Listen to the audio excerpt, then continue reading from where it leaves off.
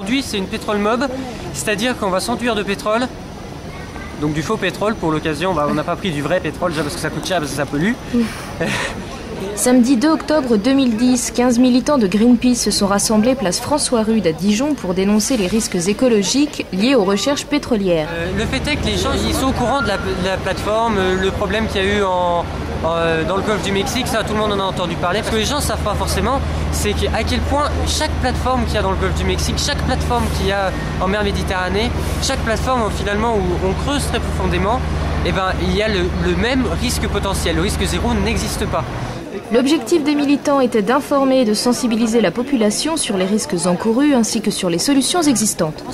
Et donc le but c'est aussi de mettre toute l'énergie qu'on dépense à exploiter les sables bitumeux, à mettre des plateformes pétrolières, les mettre au service d'énergie plus propre ou bien dans l'énergie renouvelable. Et après les gens, oui, on espère qu'ils auront envie de réagir. C'est sûr qu'on ne voit pas tous les jours des gens qui se mettent de la mélasse, donc c'est sûr que ça peut interpeller.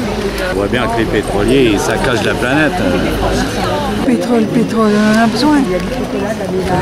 On en a besoin, mais qu'est-ce qu'il y a qui remplace? You cannot drive without petroleum. La voiture électrique, quand ça sera vraiment disponible, moins cher aussi. On sent que notre effort est tellement rien du tout que ça n'incite pas. Et puis il ne faut pas culpabiliser les gens, ce n'est pas les individus qui sont coupables, c'est un système.